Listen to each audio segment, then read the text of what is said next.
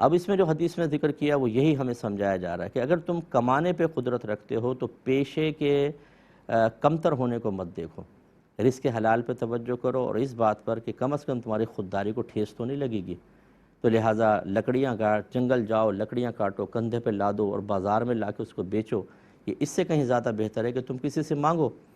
پھر وہ دے یا منع کر دے۔ اگر وہ دے گا تب بھی تمہاری خودداری گئی، اور ساری زندگی کا احسان اس کے ساتھ آپ نگاہ نہیں ملا سکتے، وہ طعنہ زنی کرے گا، وہ اپنے کچھ مفادات آپ سے نکلوائے گا بعض اوقات کہ اب میرا یہ کام کر دو، اور ہو سکتا ہے وہ غلط کام ہو لیکن اس احسان تلے دب کر آپ کو اس کا وہ غلط کام بھی کرنا پڑے گا، اور یا وہ منع کرے گا تو پھر اس میں اور عزت نفس مجروح ہوتی ہے۔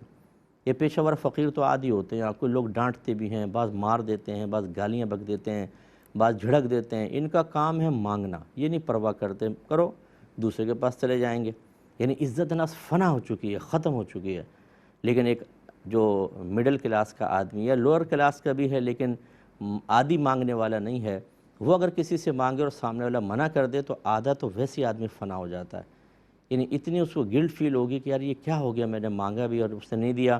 تو پھر وہ جو یہ احساس ہے یہ انسان کو تکلیف دیتا رہتا ہے، اور اس کے بہت سارے کام ڈسٹرب ہو جاتے ہیں، اور وہ نارمل کیفیت میں کافی عرصے میں آتا ہے۔ اس لیے ہمارے نبی کریم چاہتے ہیں کہ کام کریں۔ اسی پر ہم نے سمجھایا تھا، ایک تو یہ کہ کوئی کام چھوٹا نہیں ہوتا۔ جو ہمارے نوکری پیشہ افراد ہوتے ہیں جن کو لوگ کہتے ہیں کتنے کی جاب کر رہے ہو، اتنے کی، یہ کوئی جاب ہے؟ بھائی اس کے حلال تو ہے، بھیک تو نہیں مانگ رہے، موبائل سنیچنگ تو نہیں کر رہے، کسی کی جیب کاٹ کے تو نہیں بھاگ رہے، یہ آپ کیسے کہہ رہے ہیں کہ اتنی سے حلال ہے؟ نہیں کریں طعنہ زنی۔ جو ٹھیلے لگا کے کھڑے ہوئے ہیں ان کی کتنی اللہ تعالیٰ کی بارگاہ میں وقعت ہے یہ اندازہ نہیں کر سکتے۔ ایک بزرگ ایسی بیچ رہے تھے روڈ کے اوپر کوئی چیز، کسی نے کہا آپ یہ حقیر پیشہ کیوں کر رہے ہیں، آپ کے اتنے مریدین ہیں وہ آپ کو دے دیں گے۔ آپ نے فرمایا کہ میں نے یہ حدیث سنی ہے کہ جو رزق حلال کمانے کے لیے کسی مقام ذلت پہ کھڑا ہو، اللہ تبارک و تعالیٰ اس کے لیے جنت کو واجب کر دیتا ہے۔ تو انہوں نے کہا کہ میں کیوں نہ کھڑا ہوں، میں رزق حلال کما رہا ہوں، اور وہ پرواہ نہیں کی انہوں نے۔ حضرت حماد رضی اللہ تعالیٰ عنہ جو امام اعظم رضی اللہ تعالیٰ عنہ کے استاد ہیں، یہ بازار میں دوپٹے بیچا کرتے تھے، تو ان ہمارے اکابرین نے شرم محسوس نہیں کی۔